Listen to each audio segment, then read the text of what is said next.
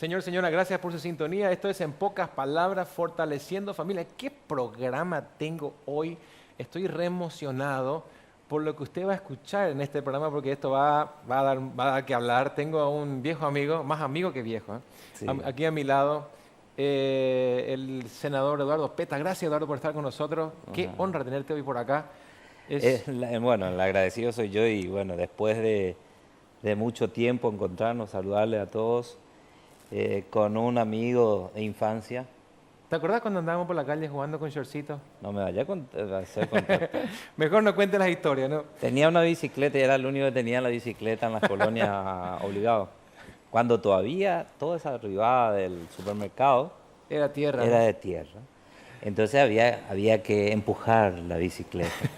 Entonces le pedía que me preste y me decía, sí, no hay problema, pero empujame. Y entonces había que empujar y trabajar. Pero generamos una Qué amistad de bueno. infancia Qué espectacular. y después nos íbamos a la hora feliz. A la hora feliz, ¿te Claro, acordás? la hora feliz. La Sí. hora feliz con Tabita. Tabita Curule. Sí, con Sí, Tabita. Y después se regalaba una Biblia.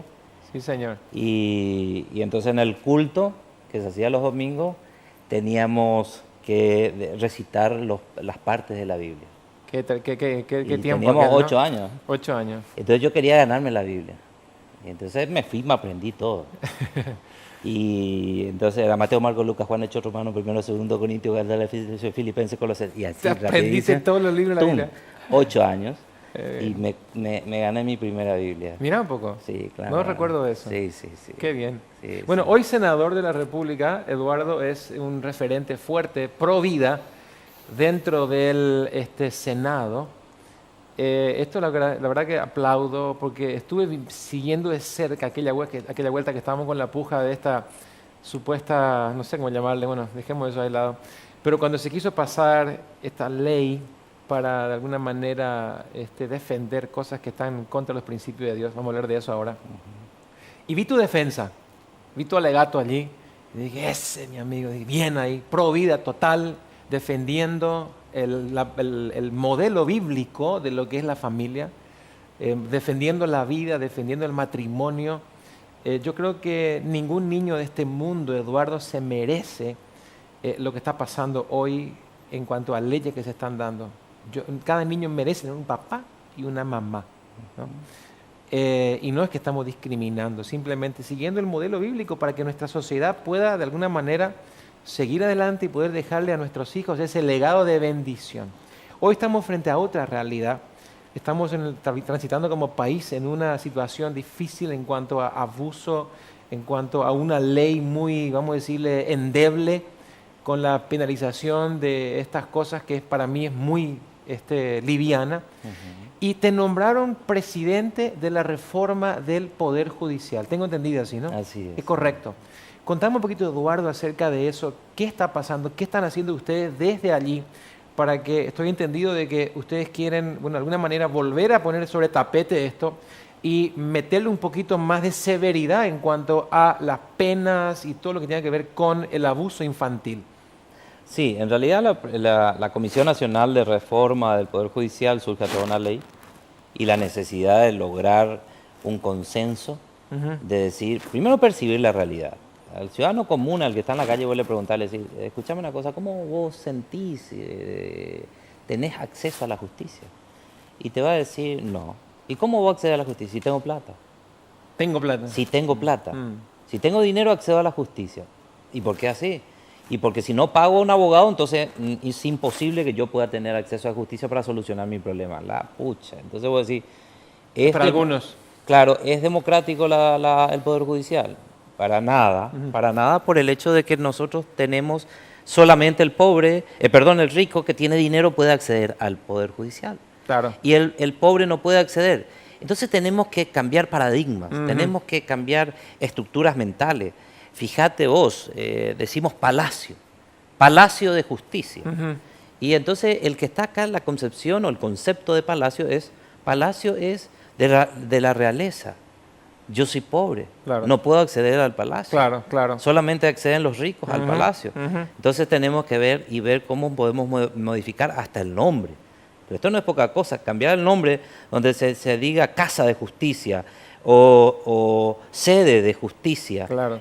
donde el concepto de funcionario público también tiene que ser cambiado. Servidor de justicia, qué lindo, ¿no? Claro, Servidor de claro, justicia. claro, obvio. Entonces, el que asume la función pública hoy, el funcionario, tiene que prestar un servicio.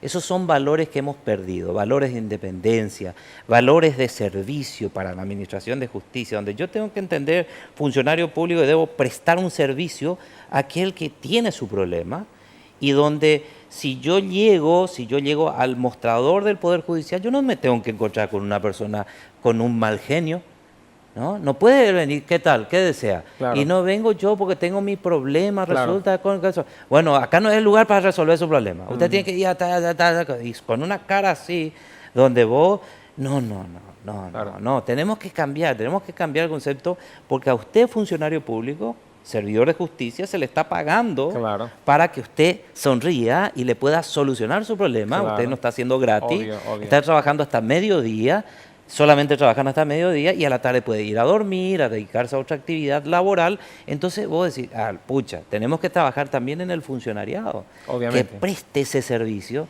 y son conceptos. Entonces la reforma es una gran revolución que se da después de la Constituyente del 92 como algo sumamente importante en Paraguay. Entonces, Es un tiempo nuevo este, ¿eh? tiempo nuevo, hay que Tiempo aprovechar nuevo. los vientos. ¿Viste cuando tenés el viento a favor y Así tenés es. tu velero? Exactamente. Bueno, poner el velero y a meterle Yo duro. creo que todas las cosas se están alineando en Paraguay para que Paraguay se levante de una vez del anonimato y que Paraguay sea la nación de Dios. Bueno, no le cuenten a nadie, ¿no? Hay un plan de Dios que bajó sobre Paraguay. Yo creo que sí. Entonces, lo que tenemos que preguntarnos nosotros es decir, che, Señor, ¿dónde yo me acomodo en este proceso? ¿Quién soy yo dentro de tu plan? Es decir, si usted dijo que va a cambiar el Poder Judicial y va a cambiar el Poder Legislativo y va a cambiar el Poder Ejecutivo, ¿quién soy yo? ¿Dónde puedo encajar, Señor, en su plan? Claro. Entonces Dios seguramente te va a acomodar en el plan y te va a revelar cuál es tu trabajo y tu misión en esta consolidación de Paraguay como pueblo escogido. Totalmente. En toda la Pueblo región, ¿no? escogido, me gusta eso lo que dijiste, Sí, ¿no? sí. Yo creo que Paraguay es la niña de los ojos de Dios.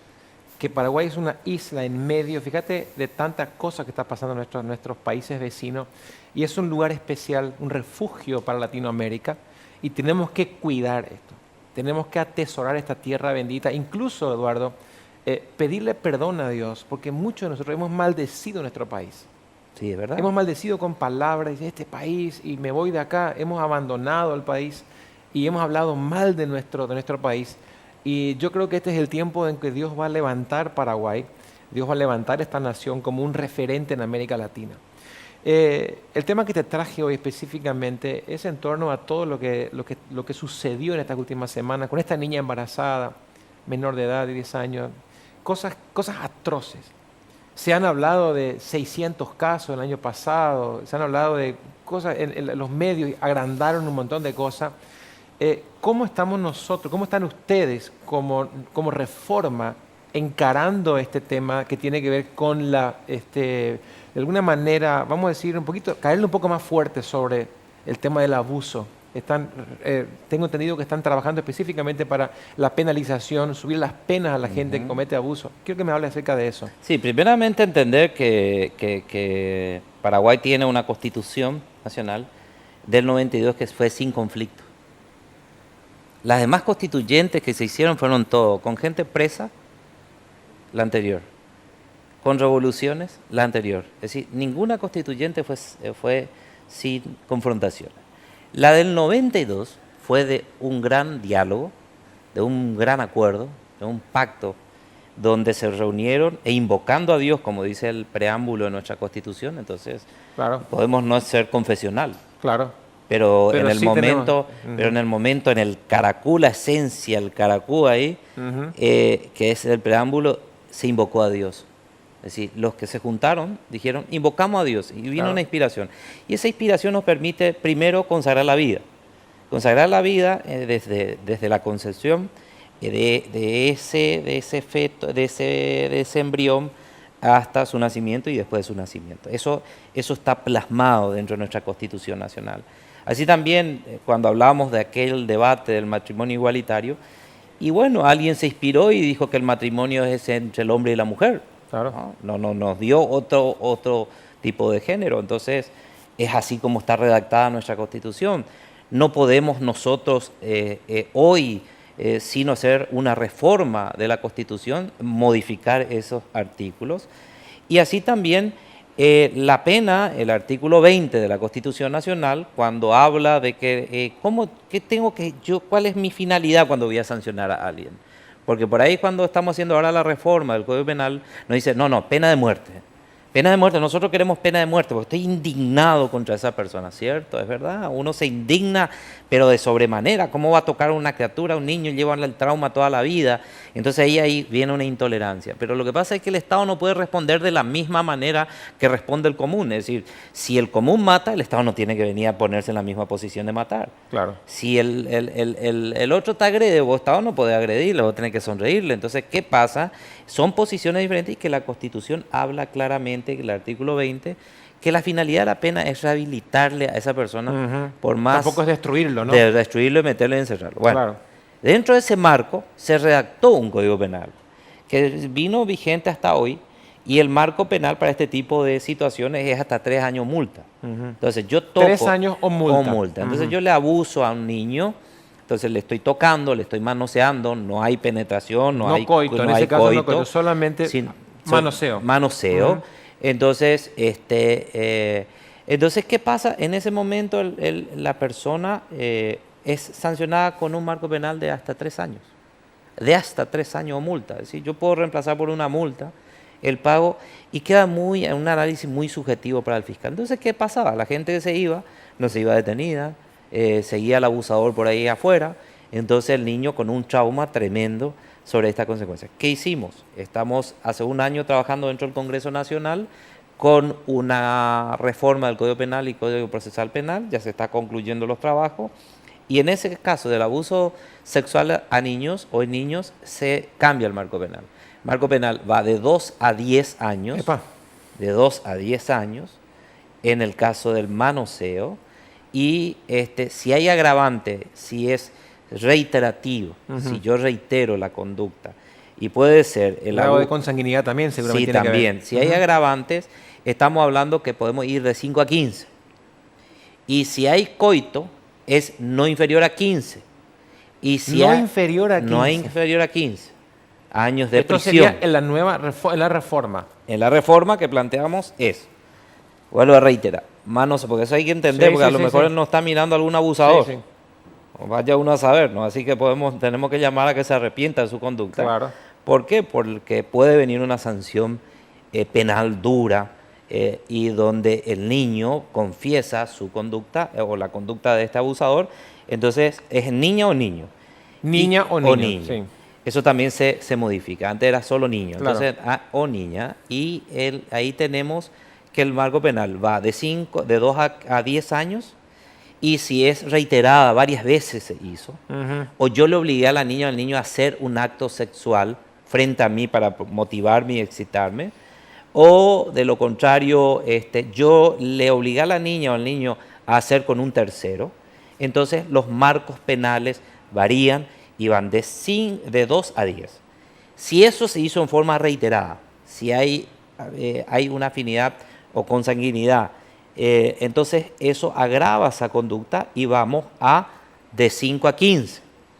Pero supongamos que en ese momento hubo coito, no solamente con el miembro del hombre, sino con objetos, con otras cosas que no sea el miembro. Entonces ahí estamos hablando, si el menor no es menor de 10 años, si no es menor de 10 años, si es mayor de 10 años, estamos hablando de una pena no inferior de 15. Si es menor de 10 años, el niño, la víctima, y hay coito, la pena no es inferior a 20. Epa. Entonces, ¿y cuánto es la máxima? Y la máxima hoy modificaremos, de 30 llevaremos a 40 años la pena máxima en Paraguay. Entonces tenés que calcular que puede ser, si es menor de 10 años y hay ese abuso, ese toqueteo con alguna penetración, estamos hablando no inferior de 20, puede ser a 25, a 30 o a 40. Eso va a ser conforme a las pruebas y al daño causado. Eso se está trabajando ahora mismo. Ya se está terminando, acá está, esto es el trabajo. ¿Tenés todo el...? Sí, esto ya es un borrador grande que estamos teniendo, los marcos van variando para todos los tipos penales. Y son reformas interesantes, si bien es cierto no vamos a llenar todas las expectativas, esto después vamos a salir a nivel país a socializar, donde la gente va a opinar, lógicamente, y nos van a decir, miren, no queremos, queremos que sea más dura la pena en estos casos, vamos a escuchar las recomendaciones de ONG, etcétera, etcétera. Pero lo importante es que la gente entienda que los marcos van a ser un poco más pesados, mucho más duros, y precisamente las penitenciarías no reforman, ¿no?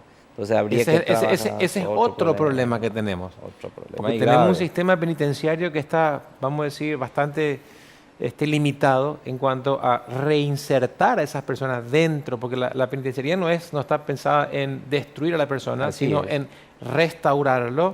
Ahora, ¿qué estamos haciendo ahí adentro para restaurar a este individuo? Que obviamente quizás lo que hizo es consecuencia nada más de lo que él recibió. El abusador muchas veces es consecuencia del abuso que recibió y está repitiendo la conducta lo que hicieron con él. Es verdad, y vos sabés que Félix Duarte Dupont, ¿lo conocés a Félix? Sí, sí. Félix trabajó mucho tiempo en los programas dentro de la penitenciaría de Tacumbú. Él fue un ex recluso, conocí el testimonio de él, se convierte ahí. Y el día salió y como se comprometió con el Señor en volver al día siguiente, salió a la mañana y al día siguiente ya volvió y la guardia le dijo, ¿qué usted hace afuera? No sabía que había logrado su libertad.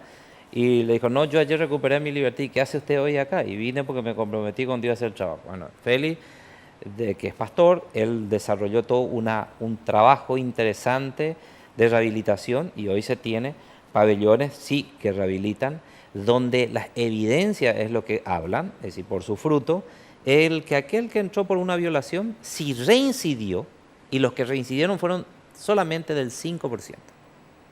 Y si reincidieron por delitos menores. Mientras los que no entran dentro de un programa serio de rehabilitación, han reincidido en un 97% por delitos mayores. Es decir, entraban por un hurto, que es yo me voy, llevo nomás, esta taza y después vuelvo a robar la otra taza pero con un arma ya, entonces se convierte en un robo agravado y después en la siguiente ya hay una violación de por medio y en la siguiente ya hay un homicidio, es decir, las conductas se fueron manifestando y degradando la conducta de ese ciudadano y no estamos viendo resultados positivos en el trabajo de reinsertar. Entonces, también se está trabajando por una legislación que nos permita programas de rehabilitación serio, que permite el régimen penitenciario diferenciado, porque hoy no tenemos, todo se mete en una misma cajita. Claro. Y realmente ahí hay de todo si no logramos solucionar. Pero son procesos. La gente tiene que entender que esto no es nada fácil, que hubo mucha corrupción de por medio. Comidas para los presos. Sin lugar a dudas, Eduardo, Dios ama la familia, Dios es un Dios de familia, Él la instituyó, Dios creó el matrimonio, fue invento de Dios.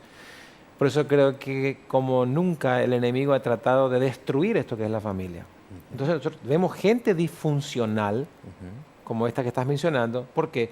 Porque crecieron en hogares disfuncionales, donde quizás un papá no estuvo, no tuvieron un modelo digno, sino el modelo que tuvieron fue obviamente nefasto.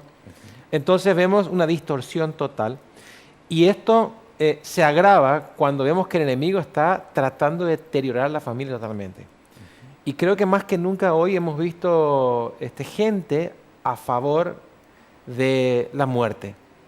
Se llevó a cabo un debate en estos días en el Senado tratando de meter la despenalización del aborto, por ejemplo, que estuve siguiendo de cerca las noticias a la mexicana esta que vino a hablar en pro de esto. Seguramente estuviste allí también escuchando lo que pasó allí adentro del Senado. Yo me quedé con la piel de gallina, porque yo no puedo creer que en nuestro país, un país libre, donde amamos la vida, se tenga que debatir este asunto. Esto no es ni siquiera asunto de debate. Y el otro día se mostraba una imagen aquí en la televisión, qué absurdos que somos, porque encontramos una microbacteria allá en el espacio y le llamamos vida, ¿no? Una microbacteria, o sea, porque no es ni siquiera vida, ¿no? Es algo, y vemos un feto dentro del útero de una mujer, decimos, no, esto no es vida. Qué contradicción. Qué contradicción, qué absurdo, ¿no? Fíjate la ciencia hasta dónde nos lleva. Allá es vida, acá un feto formado dentro. Es un pobre. Y fíjate qué absurdo que es, porque en Estados Unidos obviamente es legal, y yo me asusté la primera vez que fui a Estados Unidos, compré un periódico, viste que acá tenemos los clasificados. Allá en los clasificados también aparecen en la página, y siempre aparecen 2 o 3 páginas que dicen, aborto por método tal, tantos dólares. $200 cuesta un aborto. ¿Escuchad lo que es? $200 cuesta. Aborto, método tal, tantos dólares. Y usted, doctor fulano tal, usted ve así, no sé cuántos clasificados de propagandas de aborto, ¿no? Ahora, al legalizar el aborto, ellos tuvieron que legislar esto. Porque la pregunta es, bueno, ¿hasta cuándo podés abortar? Eduardo, casi me muero cuando escucho. ¿Sabe qué? La ley dice que una mujer que tiene dilatación 8, estamos hablando que está en trabajo de parto, con 10 nace el bebé. Si llega a tener dilatación 8, todavía la madre tiene autoridad sobre el feto, el bebé, el ser humano, su propio hijo, y decidir, no quiero que nazca. Con dilatación 8, ley americana. O sea, estas cosas nos van a quedar a nosotros acá. Y vamos a tener que empezar a legislar, si empezamos a aprobar estas leyes. Y quiero decirte algo a vos y a toda la gente. La cultura de la muerte. Quiero decirte algo. Cada país, todos los países que legislan o pasan leyes que atentan contra la vida o que violan principios divinos como el matrimonio entre el hombre y la mujer, como el aborto y todas esas cosas que estamos hablando, ese país cae bajo maldición. Yo amo Paraguay. Y quiero decirte que desde aquí Encarnación tenés un referente que con uña y diente vamos, y somos miles, vamos a pelear a favor de la vida. Que estas leyes no se lleguen ni siquiera a tocar en estas. No podemos hablar de estas cosas, ¿no? Quiero que me cuente acerca de esto. ¿Qué están haciendo ustedes como preparándose? Porque esto viene. Esta gente no es que tiró la pelota, rebotó, bueno, vamos, ya votó. No. Esto está preparando. ¿Cómo nos preparamos nosotros, ciudadanos comunes? Yo no estoy en el Senado, yo no tengo ni voz ni voto ahí adentro, pero ¿qué puedo hacer yo, ciudadano común y corriente, para pelear y prepararnos a favor de esto? Para que no pase lo que pasó en Argentina. Cuando se legalizó el tema del matrimonio igualitario, había una manifestación afuera de millones de cristianos. Estaban ahí, no millones, pero eran miles gritando de rodillas, orando y clamando a Dios. Y adentro había una sola mujer, senadora, Cynthia Houghton, a favor de la vida. Frente a todo ese universo de senadores que estaban a favor de la muerte, ella, del matrimonio aquel gay, ella fue la única que dijo, yo estoy en contra. Fue el único voto. ¿Y nosotros qué podemos hacer, Eduardo? Nosotros tenemos votos, usted está ahí. Y usted peleó, y le felicito por eso. Y a todos los senadores que fueron, creo que en total 24. 24, ¿no? Sí. 24 contra 17, 18. Sí, por ahí. Algo así. Mirá que le pegaron en el palo, ¿eh? Tan cerquita. Si Arnoldo Vince y usted no estaba ahí adentro, que peleaban fuerte, no sé qué hubiera pasado ese día. Por eso queremos nosotros, Eduardo, ¿qué podemos hacer nosotros para prepararnos? No, primero hay que trabajar. Acá hay que buscar las evidencias científicas y eso implica manejar datos reales. Entonces, cuando me decían a mí que hay 600.000 embarazos, 20.000 nacimientos el año pasado. 20.000, así era el dato, sí. Y 600 embarazos con su nacimiento de niñas menores de 13 años. Espera. ¿Cuánto? 650. Eso dijeron los pro... No, y los que manejan los datos estadísticos de salud pública. Sí. Entonces yo ahora estoy preparando un pedido de informe. Yo quiero que me digan nombre y apellido de los 650 madres de menores de 13 años.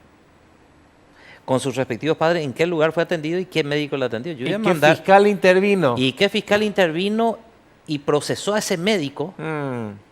Porque no puede ser que concurra una niña con un embarazo y solo María tuvo un embarazo virginal. Claro, virgen.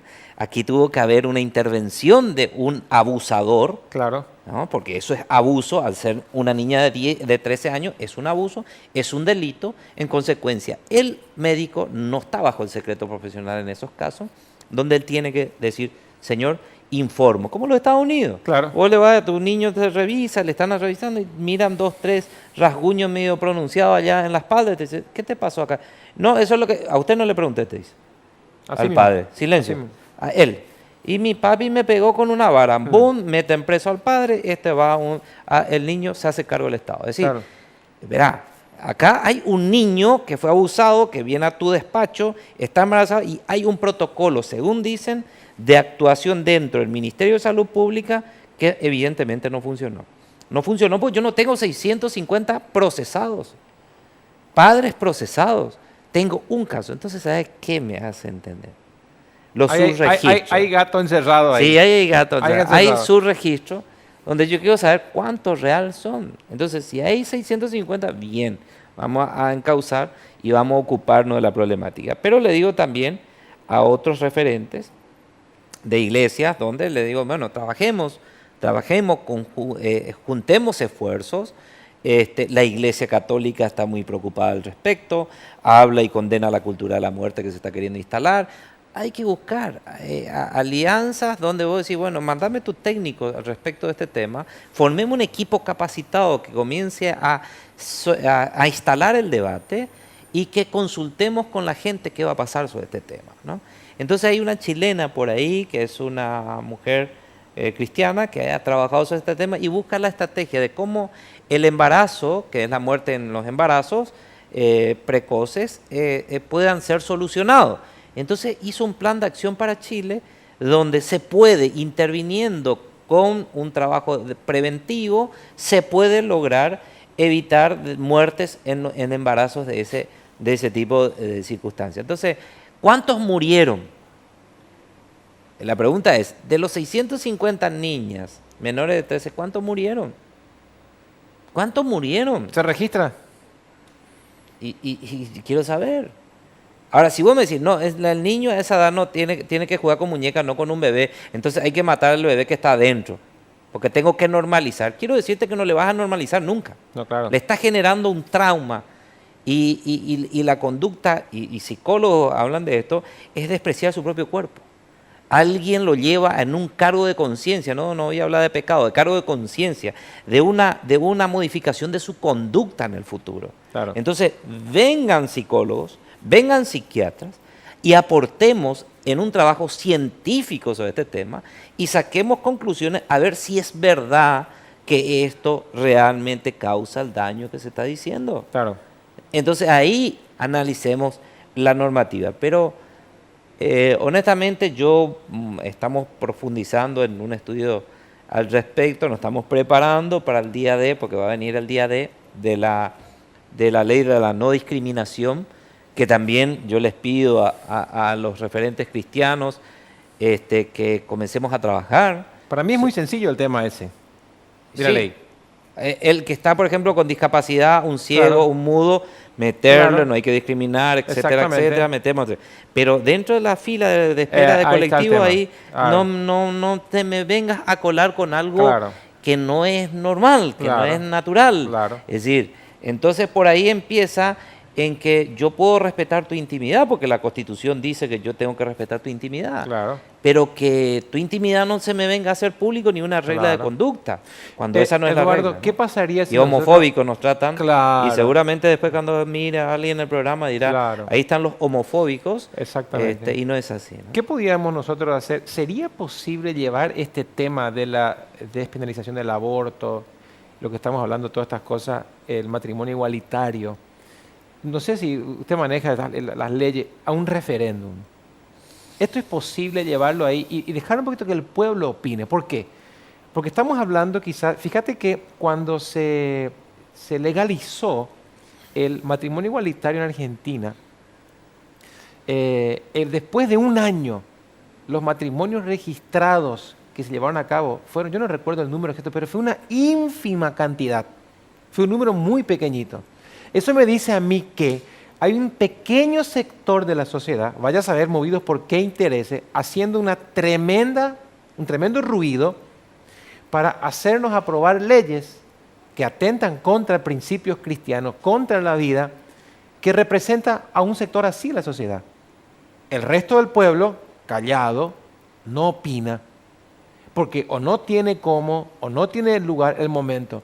¿Qué pudiéramos hacer nosotros? No sé si eso se pudiera llegar a cabo, llevar a un referéndum que donde el pueblo pueda opinar. Y bueno, dejemos que el pueblo decida, que el pueblo opine y que se legisle lo que el pueblo diga, no lo que un pequeño sector por presión o vaya a ser movido porque lleve a aprobar leyes que no estamos todos a favor. Bueno, en realidad la Constitución Nacional tiene un cerrojo importante.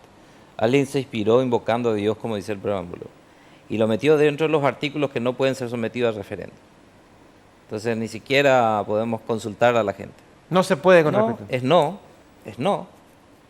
Si ese en el 92 fue el pacto social. La constituyente pues es un pacto social, donde los actores de la sociedad, los representantes que son constituyentes, se ponen de acuerdo y hacen un pacto social. Paraguay en el 92 pactó preservar la vida. Y Paraguay en el 92 dijo que el matrimonio es de hombre y mujer. No dijo de otra forma de matrimonio. Ya no hay más diálogo, ya no se habla más. No se habla. Mientras esté en esta constitución, no hablemos del tema. No, pero yo resulta, crúcese al río, ahí sí se le permite. Pero no, y no puedo hablar, pero hay que consultar. Hagamos una reforma constitucional. Y en ese momento se irán nuevos constituyentes y ahí dirá un nuevo pacto social si la mayoría que va a esas constituyentes, por eso no es malo hacer política. Claro, no, absolutamente. Las decisiones son políticas. Señor. Y a veces uno le dice a la iglesia, no, él es pastor, ¿no? Y el otro está llamado a ser rey. Y entonces en un momento dado el profeta Elías estaba ahí en la cueva escondidito y tenía toda la revelación. ¿Y qué pasó? ¿Qué pasó? Le llamó el Señor y le dijo, sal fuera. Y te vas a ir del lugar donde, no, pero ahí está, me quieren matar, solamente yo he quedado, hay mucha corrupción, estoy cansado de este país, etcétera. Toda la queja del profeta quejoso, escondido en la cueva, Elías. Y le dijo, ahí vas a ir a ungir a tu reemplazante. Ahí a ungirme a un reemplazante, que va a hacer esa función de ocuparse de las cuestiones de la iglesia, pero también vas a ungir a un rey. Entonces, Dios no está ajeno de los administradores políticos. Así es. Entonces, hace un llamado y dentro de la iglesia, en este lugar donde vi que hay 1000 sillas, hay gente que estará siendo tocado a ocupar un lugar y tener llamado evangelístico o de pastor, pero estará aquel que tiene llamado ¿a qué? A la administración sí, con integridad. Pero para eso tienen que ir hombres y mujeres llamados a la política, pero formados. No hay peor cosa que un cristiano administrando con ignorancia, con incapacidad, porque la caída es el doble, el peso, boom, el ruido que hace un cristiano al caerse. Entonces no basta con la honestidad, no basta con que estés ahí simplemente, no, decirle al Señor, dame sabiduría para gobernar esta nación. Yo necesito conocer las leyes, cómo voy a administrar, cómo voy a consensuar, cómo me voy a mover en este mundo. Hay mucho barro. Y bueno, como la garza, mantenerte blanco y meterte ahí en el fango y caminar en el medio, pero fuimos llamados a eso, a ir al mundo, a transformar, pero a brillar. Y entonces cuando yo comienzo a brillar, la oscuridad se mete ahí debajo del mueble, pero si apagamos la luz, viene toda la oscuridad. Entonces es necesario que de aquí y de allá, que está del otro lado en la casa, aquel que sienta el cosquilleo, no es para que política y te vas a volver sin vergüenza y tal. No. Hay gente que ha sido transformada y tiene un llamado de Dios para una cuestión muy específica. Levántense, no tenemos que estar dos nomás. Tenemos que estar mucho más que dos. Y ahí se van sumando y te puedo asegurar que también hay otros aliados muy importantes dentro del Senado que están sumando y sobre el tema de pro aborto, por lo menos por ahora, yo creo que no tienen la mayoría necesaria como para avanzar, pero sí se va a hacer un ruido muy duro, muy fuerte nuevamente, y donde las letras chicas o las dobles interpretaciones que se dan, por ejemplo, un niño que en un colegio cristiano, así se redactó esa ley que habíamos rechazado, un colegio cristiano sienta que de repente en la clase le digan que el matrimonio está conformado por el hombre y la mujer y por nadie más. Y se levanta el profesor y comienza a predicar eso. y que el bebé nace del hombre y la mujer, porque eso es la naturaleza. Y él diga, no, pará, pero en mi casa, mi papá, yo tengo dos papás, o un papá y un tío. ¿Cómo es posible que, mire, en mi casa no es ese es el matrimonio, ni es eso lo que debe ser? Y él se sienta discriminado, inmediatamente se interviene en ese colegio. Y se puede cerrar ese colegio. Así venía redactada la norma. Entonces, cuando descubrimos eso y comienzo a poner de manifiesto, algunos referentes de los medios de comunicación decían, PETA es un mentiroso y peligroso. O sea, como nunca vi un senador tan peligroso que interprete de esa forma la norma. No, verá, la hermenéutica jurídica es la interpretación del espíritu de la ley. Claro. Yo necesito saber qué pensó y qué espíritu tenía el que estaba legislando. Eso es discernimiento del espíritu, Claro. sería en este campo tuyo, donde yo tengo que discernir en la norma qué quería, qué espíritu tenía. Cuando yo leo la palabra, siento el espíritu de ¿quién? De Dios. Entonces, cuando yo leo una ley, siento el espíritu del legislador.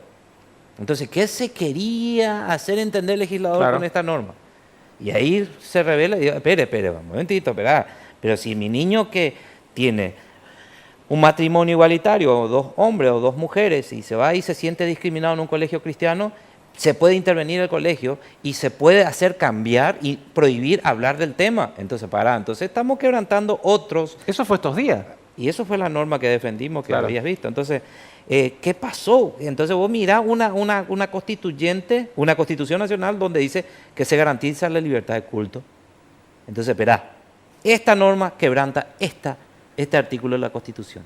Yo tengo que garantizar la libertad de culto del cristiano, del católico en su colegio inmaculada, que él enseñe conforme a su culto. Claro. Yo no puedo quebrantar. Pues entonces llévalo a tu hijo a otro tipo de institución, no vinculado a un culto religioso, y ahí se puede dar. Pero se hacía una norma genérica y era directamente atentar para comenzar a ser una ley mordaza de la predicación, tanto de la predicación del Evangelio en distintas modalidades, sea católico, evangélico, protestante. Bueno, los países que han aprobado estas leyes pro matrimonio igualitario, estas cosas, hoy por hoy usted como clero, yo como pastor, si esta ley se aprueba en Paraguay y viene una pareja de homosexuales y quieren que... le bendiga. Sí, yo no lo hago, voy preso. Sí, yo voy preso. Va bien, va hacia ahí, ¿no? Yo voy preso. Ahí vamos, ¿no? Sí, hacia ahí va. Entonces creo que tenemos que abrir los ojos y ver un poquito qué está pasando, ¿no? Parar un poquito. Nosotros somos pro vida, no estamos discriminando. Y la Biblia dice bien clarito, Dios ama al pecador. Dios ama al homosexual, pero aborrece la homosexualidad. O sea, yo te amo, sos homosexual, venga a mí, dice el Señor. Yo te amo así como estás, ¿no? Abortaste, yo te amo, vení acá, te recibo, pero te vamos a cambiar, te voy a sanar, te voy a restaurar y te voy a devolver el patrón bíblico, el patrón que Dios estableció en su palabra, ¿no? Entonces, no es que uno está siendo homofóbico, discriminándonos, no, simplemente queremos regirnos al patrón bíblico. Dios creó a Adán y Eva, ¿no? No a Adán y a Evaristo. Creó a Adán y Eva. Entonces, predicamos esa vida. Ahí está la fortaleza de una nación. Y si usted mira en la historia de la humanidad, todas las naciones poderosas del mundo, y hablamos desde allá, si querés, volvemos desde la de los fenicios, de la antigua Grecia, de Roma, todas esas cosas, cuando se corrompió el pueblo, vinieron para abajo. ¿Es verdad? Es lo que está pasando hoy con las grandes potencias mundiales. Sí. Se subieron, Dios las bendijo. Estados Unidos fue fundado sobre leyes divinas, que hasta en su billete te dice en Dios confiamos. Fíjate, porque cada billete americano dice en Dios nosotros confiamos. Pero lastimosamente hoy le han dado la espalda a esos principios. Incluso se está debatiendo sacar esa frase de allí, del billete. Dios les guarde a esa gente. Pero, y fíjate qué está pasando, un hecatombe social, moral, financiero en el país, porque bueno, lo que en un momento sostuvo, levantó tu nación, hoy se retiró. Y me recuerdo bien cuando fue lo de las Torres Gemelas. Habrás escuchado hablar de este famoso predicador que se llama Billy Graham. Sí, claro. Él tiene una hija y entonces le cuestionaron, los periodistas apretaron, y dijeron, ¿cómo puede ser que Dios pudo permitir que estas cosas sucedieran en nuestra nación? Una nación cristiana. ¿Dónde está tu Dios?, le cuestionaron así. Ella dijo una frase espectacular que da para encuadrarla. Ella dijo así, miren, nosotros hace muchos años hemos pateado afuera a Dios de nuestras escuelas. Está prohibido mencionar el nombre de Dios en las escuelas, en la nación. Está prohibido llevar Biblia. Usted no puede llevar Biblia. Usted no puede hablar de Dios ni de la Biblia en la escuela.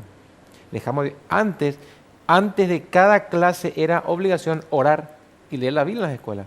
O ya no, conforme lo dice Deuteronomio 6. Le sacamos a Dios de la escuela. Le sacamos a Dios del gobierno. Le sacamos a Dios de la familia. Le sacamos a Dios de nuestra finanza. Y Dios, como es un caballero, se retiró. Y cuando Dios se retira, automáticamente, Él también sacó su protección. Es decir, estamos a merced del diablo y hace lo que quiere con nosotros. Y bueno, es simplemente esto. Entonces, una nación, y vuelvo a repetir esto, que tengamos mucho cuidado, senador, y te hago responsable a usted y a todos los que están allí, porque el día que nosotros legislemos leyes que atentan contra principios que Dios estableció y que legalicemos la muerte en nuestro país, Dios saca su protección. Y vienen las consecuencias, viene la maldición. Entonces, quiero leerte un pasaje bíblico que justamente en estos días estuve leyendo y quiero que usted lo grabe allí. Esto está en el libro de Levítico. Moisés lo escribe allí al final del libro de Levítico. Y va a decir Moisés algo muy, muy violento que creo que tiene que ver con lo que nosotros estamos hablando. Después usted lo mira en su Biblia. Y dice así, te lo leo. Maldito, dice, el que acepte soborno para matar al inocente. Y quiero dar una palabra acá específicamente, ya que estamos en el tema del aborto, a todo profesional, que para mí no es profesional, porque un médico que se presta a hacer un aborto, para mí no es un profesional, es un asesino. Disculpame que te diga así y que le diga a usted, que le llame asesino, pero un médico que se presta para un aborto es un asesino. Dice, maldito todo aquel que acepte soborno para matar al inocente. Atención con esto. Y te cuento un caso que el otro día me quedó. Esto está en Levítico. Último capítulo. Ahí usted lee Levítico 27. 27. Sí. Usted va a escuchar lo que es esto. Va una señora embarazada. 3 meses de embarazo. Bebé en brazo. Tenía un bebé de 1 año. Y va con el bebé aquí. Y le dice, doctor, yo quiero que usted me ayude a... Tengo un problema. Dice, porque tengo este bebé. Y estoy embarazada. Y no puedo con los dos, entonces quiero sacarme este de encima, sacármelo encima. Entonces dice el médico, bueno, hagamos algo, dice, ya que este está afuera y el otro está adentro, ¿por qué no matamos al que está afuera? Porque entonces vos te eliges el problema, porque es un poco complicado, un aborto te puede quedar estéril, te puede traer complicaciones. Puedes morir, te puede traer una asepsia, lo que sea, es muy complicado el aborto. Y la mujer le mira consternada y dice, pero doctor, eso es asesinato, le dice. ¿Y qué es lo que me está proponiendo usted? La única diferencia es que este bebé está afuera y este está adentro. Entonces nosotros creemos que la vida empieza en el momento que el espermatozoide fecunda, penetró la corteza del óvulo. Hay vida. Dios sopló vida y ahí ya está. La vida se generó. Entonces tenemos que pelear por eso, senador. Y yo le agradezco demasiado por su tiempo, por estar con nosotros acá hoy, por venir y afirmar estos principios. Si es necesario, acá hay un pueblo que va a pelear, porque queremos nosotros batallar, queremos dejar a nuestras herencias, a nuestros hijos, a nuestros nietos. Yo le quiero dejar a mis hijos, a mis nietos, un país de bendición, un país libre, un país como venimos ya, con el león de pie, como dijiste, me gustó eso. Sí, vamos a ver el martes. Eso van a hablar el martes, ¿no? Martes. Vamos a hablar sobre el tema de nuestra bandera. Exactamente. Y este es un símbolo, porque hoy tenemos varios escudos en nuestra bandera. Sí, sí. Si usted mira, tiene uno con letra dorada, otro con letra negra, que es un poco del luto, otro león mirando hacia el mástil, y el mástil agarra al pueblo. Entonces el león que mira al mástil es un león bastardo, es un león que ataca a su pueblo. Y por mucho tiempo nuestro león estuvo mirando al mástil, y la simbología no es poca cosa. Y resulta que nuestra estrella de 5 puntas alguna vez tuvo 6. La Catedral de Asunción, usted tiene ahí arriba 6 puntas que mandó hacer en aquella época, antes de la convención de 1842, que quedó el símbolo así como esta. Y no tenemos un león que había sido que estaba en posición así de salto, de ataque, con su cola así, no con la cola bajo las patas ahí del rabo, no, en ninguna forma estuvo en esa forma nuestro querido león. Y a veces uno hace una correlación con el león de la tribu de Judá y con la estrella de 6 puntas de David. Y es muy lógico, puede ser que Gaspar Rodríguez de Francia, como fue un teólogo, pudo haber tenido mucha influencia. Es una de las corrientes de pensamiento histórico que dice, por eso vino el león. Otros hablan de otro tipo de origen del león, pero notablemente nuestro país sufre una guerra muy grande, que fue la guerra de exterminio que sufrimos, donde aparentemente tenía que desaparecer, donde Sarmiento dijo al paraguayo hay que matarle desde el vientre de su madre, ¿no? El gran revolucionario de la educación argentina dijo al paraguayo hay que matar en el vientre de su madre. Cometió un genocidio con todos los indígenas. Bueno, entonces, ¿qué pasó? Viene a morir en Asunción, Sarmiento después. Imagínate donde él descansa, en Paraguay. Maldijo esta nación, pero sin embargo viene a morir acá. Es decir, hay un montón de cuestiones así muy históricas, muy importantes, que no desaparece Paraguay y termina siendo el voto histórico del formar el Estado de Israel en el año 1849 y cuando se declara la independencia de Israel. Es el mismo día que nuestra. Claro, ¿no? el 14 de mayo. El 14 de mayo. Es curioso eso. El 14 de mayo, mucha coincidencia. Yo encuentro como que, bueno, el que bendice a Israel recibimos la bendición. ¿No? Es bíblico. Génesis 12. Nosotros voy a bendecir lo que te bendigan, voy a maldecir lo que te maldigan, le dijo Dios. Sí, y hemos bendecido en algún momento, te gusta o no el judío, hemos bendecido en su momento. Sí.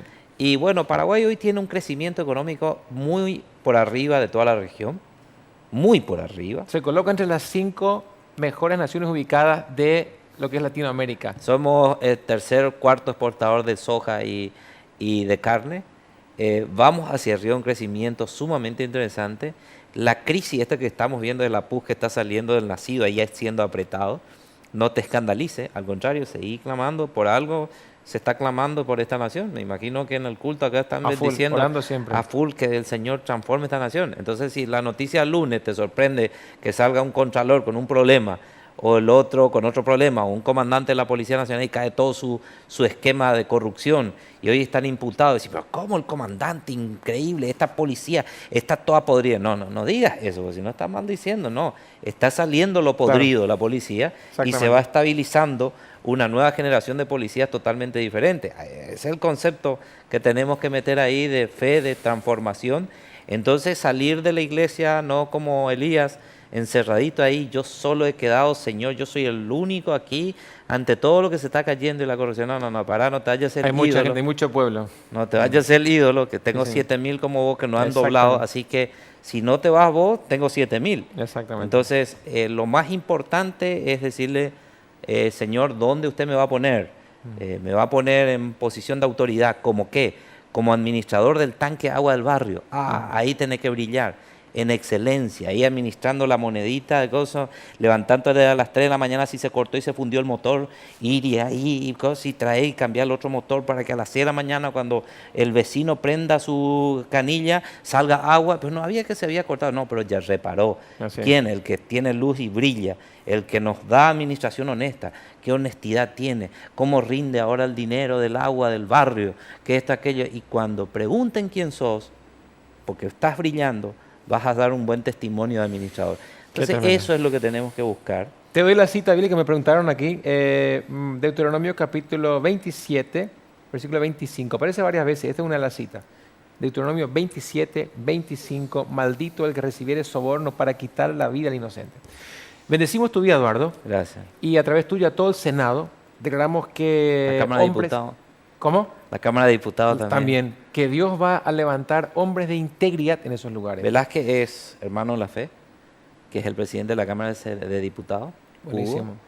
Hay reuniones que se hacen dentro de la Cámara entre diputados y senadores, muy temprano, ahí dentro de la casa, se comparte la palabra Qué bueno. y se van sumando algunos. Tenemos grupos de oración aquí también a la madrugada, ¿eh? No, Sí, ya. sí, sí, sí, nos juntamos. Bueno, por ahí sí, anota, así anota en un papelito y por ahí ponen mi nombre, va a llegar, ¿no? Me comprometo porque hay un pariente suyo que está ahí también, que es miembro ahí personaje. para orar ahí junto Me por mandó usted. una foto tremenda y veo ahora ahí la palabra Jesús atrás. Sí, sí, Y sí. estaba muy Sí, sí, sí, bien sí. posicionado ahí en el altar, ¿no? Así que estamos orando por eso, estamos orando excelente, por la un nación y cambio. declaramos que Paraguay es una tierra bendecida y próspera. Gracias, Eduardo, por estar con nosotros. Gracias por darnos esta información de primera mano, directamente del Senado para nosotros aquí. Es un placer tenerte y bendecimos tu vida y toda esa gestión que estás haciendo allá y a toda la gente que está trabajando contigo allí. Señor, señora, gracias por su sintonía, gracias por estar con nosotros. Esto es En Pocas Palabras. Nos complace llegar a su hogar semana tras semana, día tras día, con un mensaje de vida. No se olvide, Dios le ama a su familia. La mejor decisión que puede tomar hoy es entregarle su vida a Cristo y decirle, Señor, acá te entrego mi familia, mis hijos, quiero que seas el centro de mi casa. Y hacer esta oración poderosa que muchas veces usted quizás repitió, venga tu reino. El Padre nuestro, venga tu reino. Señor, quiero que, significa nada más y nada menos, quiero que gobiernes en mi casa, quiero que gobiernes en mi vida, mi familia, mi matrimonio, mi nación, que venga tu reino sobre este país. Es una oración que todos tenemos que elevar. Y cuando el reino venga, ¿sabe qué va a pasar, Eduardo? El cielo va a descender a la tierra. Imagínate cómo sería una nación donde el cielo descienda.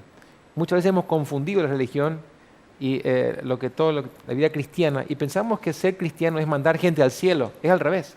Ser cristiano es traer el cielo a la tierra. Que en nuestro país el cielo pueda descender sobre la tierra paraguaya y que nuestros hijos crezcan aquí en esta nación donde haya bendición, prosperidad, donde papá y mamá están juntos, donde podamos bendecir a nuestros hijos. Sin palabras, voy a predicar ya. Bueno, Dios le bendiga. Será hasta la próxima. Gracias, gracias Eduardo. Gracias. Gracias.